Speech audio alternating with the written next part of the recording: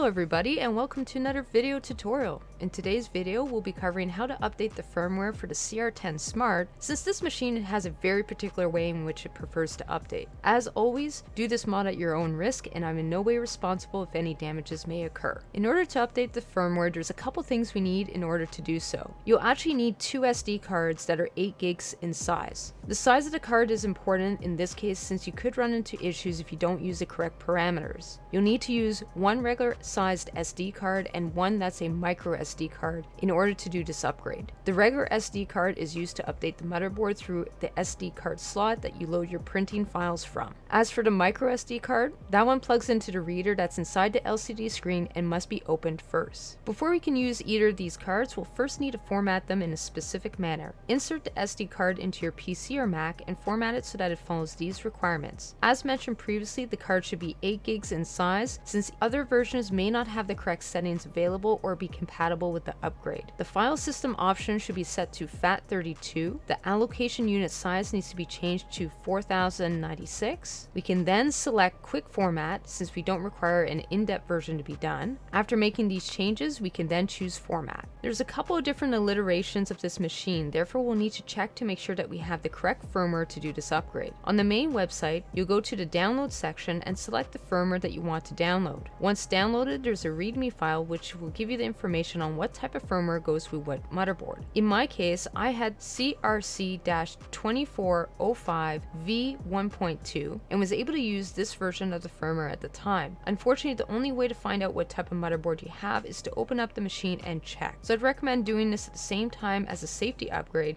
which is included in the follow-up video. Before we begin upgrading the machine, there's some very important things to know prior to starting. The first is that you can only use a file name once to do an update with the .bin file, so make sure to use a simple name which can be changed in the future. The second thing to know is that you have to hold down the power button until the update completes, otherwise you'll render your machine inoperable. An easy fix if you make this mistake is to reflash the firmware after having renamed the .bin file. In order to update the motherboard, you'll first transfer the .bin file to the regular size 8GB SD card after having formatted it to the proper specifications. We'll then turn off the machine and also turn off the power supply button on the back. After having done so, we'll then insert the card into the slot which we load our 3D printed files. You can then turn back on the power button and press and hold the power button until the firmware finishes updating. You'll know when the update is complete when you're brought to the home screen. To update the LCD screen, we'll first need to open it up to get access to the micro SD card reader. First, turn off the machine before unmounting the screen. You can then unplug the monitor from the rest of the machine and unscrew the back to open it. With the micro SD card properly formatted, you'll then transfer the DwinSet folder to the card without renaming it. Unlike the motherboard, the LCD screen doesn't require that you rename the folder, so leave the name unchanged since these files need to be referenced and it may not work if you change them. With the machine completely turned off, you'll then insert the micro SD card into the LCD SD card slot. You'll then power up the machine and wait for the update to complete. This can take a while to finish, but you'll know when it's completed when you see the SD card progress is set to end. You'll then need to power off the machine and turn it back on to see the menus have updated.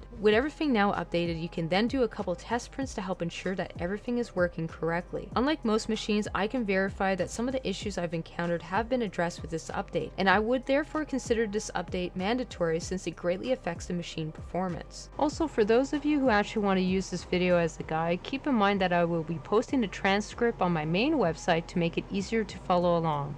Alternatively, please feel free to slow down the video by hitting the gear icon on the bottom right hand corner of your screen to change the speed settings. If you want to support this channel, please feel free to check out some of the merch on my website. Thank you for watching and I hope to see you guys soon.